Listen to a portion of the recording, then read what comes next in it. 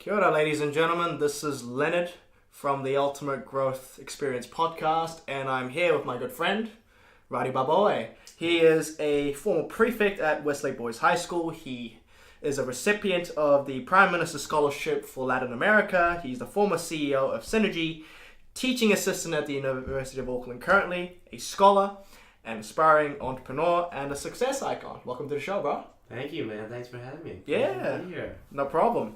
Let's start with the first question. You are one of the most successful friends that I know at uni. How and why do you work so hard, bro? I firstly, if I were to describe myself, hardworking would not be an adjective or description that I'd use. I feel like people use that label kind of from the outside looking in, but if I were to internally self-evaluate myself, I feel like I just know what I want, and so when I have to do what I have to do with regards to the things I have to get done, I don't see it as work so much. It's more so this is what I need to do, this is what I want to do, this is what I'm happy doing. So I don't use the label work for it, just because for me work through the kind of through consuming all different types of media, it's got in my head this perception that work is a drag. If you watch TV shows or movies of any kind, I've got to go to work Monday 9 to 5, like what a drag. That's the perception that I have when I hear the word work. So I've kind of taken it out of my vocabulary, and I've just kind of replaced that with sort of I don't have a specific word place for it, but if I'm doing Synergy, like that's so cool because that's what I want to do. I love helping people. We're doing really good work, and everything's looking up, so it's not work for me. So I just feel like I found what I want to do. I know what I want to do. I know where I want to go. So nothing feels like work. It's kind of a different mindset as opposed to like I just gotta get work done and then go work hard, play hard. Right? That's not in my mindset, in my kind of way of thinking. That's impressive, man. And so, what is your purpose then? It's not very well defined. My purpose is very, I feel like it's very selfish. I want to achieve, I guess this, people say work-life balance, right? For me, what's more important is work-life harmony. So as long as, given all the things that I'm doing, I'm really enjoying myself. I know that I'm, inherently self-motivated in pursuing these things. That for me is all I want. I don't care if I'm working 80 hours a week, 100 hours a week. If that time is split into things that I think are meaningful, that I think will have value to people, that I think could have potential in terms of the future, that's what I want to end up doing. That's kind of the medium or the criteria for which I want to evaluate my days. Was today well spent? If it was I did something meaningful, or if I relaxed, hang out with my friends, kind of meaningful in that way, like that's the metric I tick. I don't always want to be looking for as like, I need to get to this milestone or this, achievement or this life goal. For me, it's about, today, this week, next month, like how can I, like have that harmony now as opposed to aspiring to something that will, that might never come. So it's just a mindset thing. That's kind of how I've been taking it, kind of day by day, week by week, month by month, and then adjust course if I feel like something's not going right or I'm not really enjoying something that I'm doing, then easy enough to say no and find something else. So it's all about incremental progress. Yeah, no, for sure, right? Like now. It's like I heard the saying a couple of days ago: people overestimate what they can do in a year, but underestimate what they can do in 10 years. I feel like the thing behind that, the gist behind that is, if you focus, if you have extreme kind of singular focus in what you're doing day to day, week by week, then your achievements will come, your goals, your milestones, they'll come in due time. You don't need to have, you don't have to worry about that at the back of your mind. You just kind of, be good in what you're doing today, and then everything else will come, man. Like I feel like that's just how that's the mindset that I've been taking the approach. I mean, what makes you certain about that? What makes you really convicted about that mindset? I don't think I'm certain on it. I just feel like that's what's worked. I guess that's why I'm certain about it. Like the last few years since the end of high school, that's kind of how I've approached it. And like it's worked out. Like I have opportunities. Like I have choices, which is at the end of the day what you want, right? You don't want to have just the one choice and be forced into that. You want to have multiple choices. Abundance. Yeah, like you want to be. If you want to feel like you have, or you're making or kind of you're choosing the life that you want by having all these choices. So I feel like because I've had that the last few years, like there's no need to change tack. There's no need to rethink the approach. I don't know, as naive as that might be, but yeah, I just try to surround people with try to surround myself with people that I aspire to be more like, so that I'm never kind of stalling at any point. I'm always having a good conversation, having a deep conversation, whether it be about whatever, stimulating my mind, that sort of thing, like intellectual stimuli. Yeah, but like that's the thing, like not actively seeking it. It's just it just happens to be the people that I hang out with, right? It's not like I want to talk about politics, international trade with this person. No, it's just a natural. It's just what comes about, just because of the people I hang out with, and it's a lot less stress in my mind because this is normal. This is a status quo. It's not something I have to actively try to pursue and make happen. It's just part of daily life. And I just feel so privileged to be in that spot right now. So it's all good.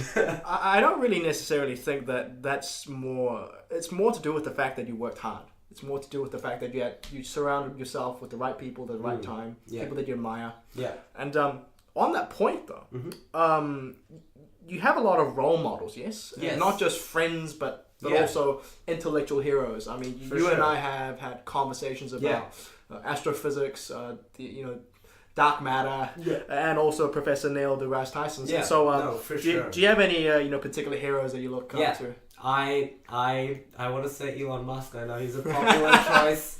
He's a popular choice among our generation. Yes. But I want to say, I was one of the first to find out. No, I wasn't one of the first. I came across him in I want to say year 11, year 10, before he kind of went mainstream. So I saw an interview of him talking about a decision he had to make between choosing. So basically, he had no money left from selling PayPal. He was part of Tesla. He was part of SpaceX. They were both doing very poorly in terms of what he expected, and he had a decision. He either could spend the last of his PayPal money on investing in a new rocket for SpaceX. If that didn't work, he'd be bankrupt. Or he could save his money, kind of part away with SpaceX and let that die and just focus on Tesla. So he just got really emotional, and you could tell how much it meant to him. For someone who has so much money, for someone who made, hundreds of millions, he could have had a sweet life. He chose to invest all of his money to the point of bankruptcy, to pursue to disrupt two completely different industries, electric vehicles and kind of the space industry. And just watching that interview just inspired me so much that there are people, in his position that are willing to risk it all. I don't know, I recommend people just watch that interview, because that interview alone just made me not idolize him, but just made me admire him so much for the kind of the singular focus he has in wanting to advance humanity. Because these aren't trivial pursuits. If you want to go in the space industry, you got to be a bit bold, a bit off the rails. Say with electric vehicles, right? Especially when he got on board, no one was thinking. That was in the car industry. That was 10, 20 years away. But he was the one that without him, probably safe to say that it wouldn't be where it's at now, in terms of how feasible, how real electric vehicles. I mean, I just saw on K Road the other day, there's a Tesla store. I was like, damn, even New Zealand has, caught on to the hype. I feel because of that, Elon Musk would be someone that I truly admire. And then he's gone into a lot of controversy. Yeah, the weed thing from Joe Rogan's show. Yeah, and I guess investors not really thinking that he cares that much. But if you watch his interview before, he put everything on the line. I doubt any of his investors would do the same. No, right? They're kind of so that's kind of why I admire him, because when no one knew him, he was still as genuine, as passionate, and as driven, as he is now. So it's power to him, man. I wish, I aspire to be someone like that, where I don't I just do what I do, and then all these things come along. I'm sure that you'll do that, man, and I can see that already, and particularly in the issue of artificial intelligence, in which we've been talking about. Well, not just us. I mean, around the world, especially because the future is uncertain. I mean, I watched the podcast between Sam Harris and Yuval Harari about the future of humanity. Yeah. So the thing that they talk about is A, technological advancement, how that could adversely affect humanity. Yeah. B, the chance of nuclear war. Yeah. And C was about climate change. Right. The idea that the temperature of the Earth might get too high and we need to deal with it. The consequences are unpredictable and unprecedented. Yeah. So, yeah. Yeah. No, that's quite amazing. I actually, I'm taking a paper kind of on AI at the moment at university, and my professor, he's so great. One of the things he was talking about was he had a class on kind of the ethics of kind of AI applications. And when kind of big companies or institutions try to build their models, especially, so for example, there's a big neural network that has been trained on kind of internet words, sentences, paragraphs from the internet. So it's just you have a bot or multiple bots scraping the web to try to get all this information, and this neural network is trying to decipher what makes a sentence, what makes a good sentence, so that at the end of the day, you're able to try to identify if a sentence is negative or positive, or kind of what sort of emotion is attached to the sentence. Is it anger? Is it spite? Is it jealousy? Whatever, right? So it's fed billions and billions and billions of phrases and characters and sentences from the internet, and because that was what it was trained on. And a quirk of the model is that if you for example are looking at restaurant reviews and you want to look at you're given a review of a Mexican restaurant, then Mexican restaurants will the emotion attached to it will be more negative than if you said a English restaurant.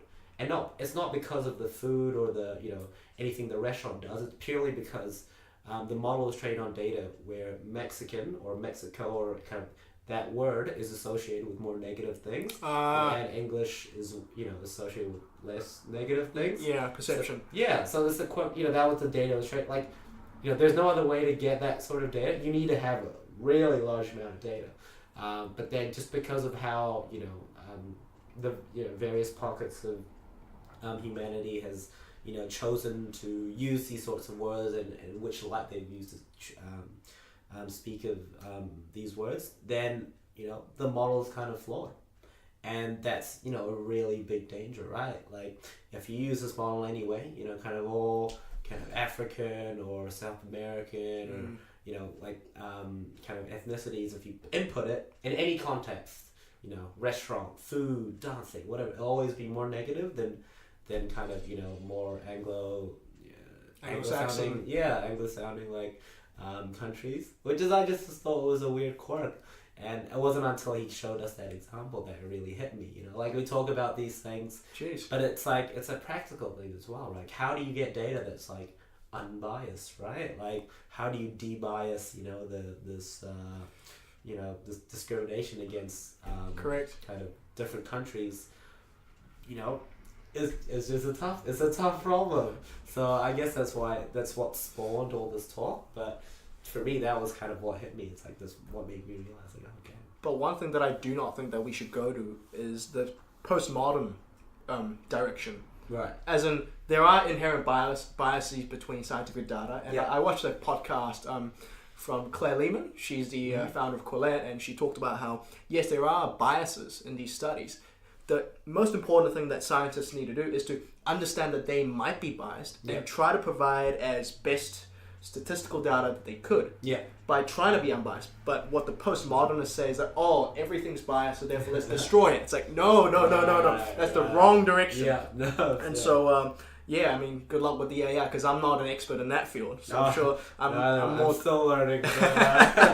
All good, mate. Now, back to the self-improvement bit. So, what are your habits and micro-habits like? So, my previous guest, Dale, he wakes up at 5:20 in the morning. He goes for a workout. He goes to his clients and then eats his pre-made meals. And very repetitive. So, what's your lifestyle like? Let's see, habit. I guess one of the biggest habits that I don't compromise on is sleep. So I always get my 8 hours sleep in a given day. Like, I don't try to play catch up, get 5-6 hours and then catch up on the weekend. Even if I have a big assignment or big presentation or whatever the next day, I don't compromise on my 8 hours of sleep. It's another big habit. I don't know. I guess I've just gone into. I found my workflow. Like, I know what works best for me in terms of if I want to be productive. So I use like a to-do sort of app, on my computer to jot down anything I need to get done. I calendar everything. Like, I'm Google obsessed. Calendar? No, I just use my native laptop calendar, just because like I don't like having to like go into Gcal and then do. Anyway, besides the point. But I calendar everything, like absolutely everything. Like time that I want to study, time for meeting people, time for rest as well, like in between. Wow. Because for me this semester, like I have no breaks between 9 to 4, Monday to Friday. So it's like, it's pretty full on. I need to, schedule in 10 minutes to eat, that sort of thing, for lunch. So I'm super obsessed with my calendar. And what I've done recently that has been quite controversy is, so I have all the stuff to kind of get a sense of what I need to do, but then when it comes down to on a granular level, like hour by hour, what I need to do, I just write it down on my laptop to so people see me writing on pencil on my laptop. I know for the next hour I need to get this done, send this email, whatever, and then they look at me, it's like, Radi, what are you doing? It's like a Mac, but why are you writing on it? Oh, you crazy? Like, oh my god. But that's what works for me, because it works out really great, because by that hour I'll use my laptop and do all this stuff, and then I'll rub out just from the natural moisture on your hand. Oh, brilliant. And then boom, next hour you're gonna write my next list. So I found out how to, I know where my direction is. I just look at my calendar. I use notes on Mac to kind of set out if I have any goals or if I want to pursue anything, and then I have it all the way down to kind of hour by hour. How do I keep track of my time? That's kind of, I guess that's the habit that I've been kind of not into, but that's kind of what I've been living the last little while, and it's worked out really well for me. So since high school, it wasn't as how do I say, systemized as it is now. But the approach has been the same. I haven't really, it took me a while to find the right to-do app. It took me a while to actually bring the courage to write on my laptop. But when I did, it's like, this is great. I'm super productive. No, it's good. It's good. That's great, man. I have a lot to learn as well. So did you ever have a low point in your life? Give us an example. Yeah, that is a great question. I don't know that I when I read that question, nothing came to mind specifically. As nothing life changing, nothing like that. So because there's a reason why I ask you that question, because what I notice is that most people, successful people in particular, they all have that period where they're struggling. They're not meeting ends meet, and their habits are not flowing. Yeah. Maybe their life is going downhill, etc. Yeah. I guess I do have a point like that. So I was in Jakarta a couple of summers ago, and when I was there, I was interning during the day, and I was just kind of hanging out with family and friends outside of it. And at that point, that was my first kind of formal internship, I guess, in the corporate world, and I wasn't really enjoying it. It was kind of it kind of hit my expectations kind of head on. I thought I would have a great time. I thought I would learn a lot. I thought it would be a more fun environment. And it was a fun environment. I was learning a lot, but it wasn't inspiring. Like, it wasn't inherently inspiring. Like, the work I was doing wasn't inherently inspiring. And that was always my number one thing, right? Like, regardless of the environment, like, I want what I do to be, well, I want to be inspired by what I do. And I just wasn't. And so I kind of had a big, like, throughout that summer, I was kind of struggling because I thought that was what I wanted to get into, right? I don't know, get a job at some, big corporate, do that life and do something meaningful. But it took a while and it took a lot of talking to friends that know me and kind of mentors and stuff like that to realize that what I want more than the job or the career or anything like that was to have or to do inspiring work or to be inspired by my work. So that kind of led me to not necessarily change tack, but made me more open to other opportunities. So as a first year, second year student at university, you don't really know much. You don't know what's out there. You don't know what the possibilities are. And so I guess when I had that experience, I just kind of opened my mind a little bit more. So I was open to the idea of, for like yourself, you went to Melbourne to intern for 6 months. Like, I was open to that, for the I was, at one point recently I thought I was going to go to Colombia for 4 months. And then you got a new... yeah, but then I got a different offer. But, it's, just being more open to that, it was just, I guess what I took from that experience. And I'm really grateful that I did. Like, I don't feel like I would have had the same learning if I kind of was still in Auckland. Like, I think being in Jakarta helped a lot because, one, my Indonesian's not that great. It was great at the end of the summer, but at the start, I was struggling a little bit. I mean, same as my Korean, man. Yeah, it's hard, bro. Yeah, being bilingual. Yeah, and I had to go by myself. I was kind of scared. Jakarta's a big city. I heard lots of stories. I'm like, I don't want to die. Like literally the first time we got into a taxi, I was like, is he gonna run? Is he gonna kidnap me? He's like, I was checking my Google Maps, like, this is the fastest. I was so scared, right? Because I grew up in Auckland all my life, so it was a different world. But no, I'm really glad that I did go and I had that learning, because now I have a better idea of where I want to go, or not where I want to go, at least what I want to do day by day. So what do you want to do? So I want to be inspired by the work I do, and in terms of what that could mean, for me, I've always gravitated towards working with technology, just because, one, it's inherently exciting, the possibilities that are out there for some, definitely emerging technologies. So obviously blockchain is a popular topic, AI is also a very popular topic, but what gets less discussed, I guess, is how to transform or how to translate these emerging technologies to kind of the day-to-day lives of consumers like you and me. Well, more or less the modern economy, because it's unpredictable at this stage. Yeah, exactly, right? You have to have, you'd want the person that are kind of shaping the kind of route or the pathway for these emerging technologies to have a level head, some tech CEOs are really good about that. Like, they're very grounded in their approach. They have principles, they have, that guide them on certain issues like privacy, cybersecurity. They put that at the forefront of of their mind of what they think is important, and that's amazing. I want to be in a place where I'm helping to do the same, because I feel like it can get out of hand really quickly, like we discussed before. Oh goodness, yeah, it's I don't want to use profanity, but a clusterfuck. Yeah. If that makes sense. Yeah, no, exactly. Damn. So do you have a social media account or something that my media or followers could follow? Yeah. I actually don't. I don't know. I'm not big into social media. So I don't know. If anyone does want to follow me, hopefully I will have achieved or done some things that will gain some spotlight, and So you're taking time and building that up.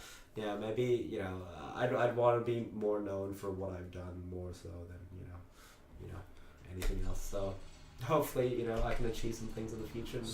guys find out about it. So you don't know specifically, you know the direction that you're heading towards, but you're not certain of the answers yet. So you need to find the concrete data, you need the concrete knowledge base, the intellect, etc. to be able to say, oh, I know the answers later on, but you don't know that yet. Yeah, for sure. Like, I at this point is trying to just put myself in environments where, you know, I'm not the smartest person, or in environments where I could learn a lot from people. So, you know, putting myself in, like, for example, I was part of a group that started a magazine earlier this year, and like, you know, I have nothing to do with so it's a literary magazine, you know, so we take submissions on kind of any creative medium. So you can write a poem, you can write a short story, something visual, something, you know, like audio visual, anything, and like being part of that world, being part of a group that really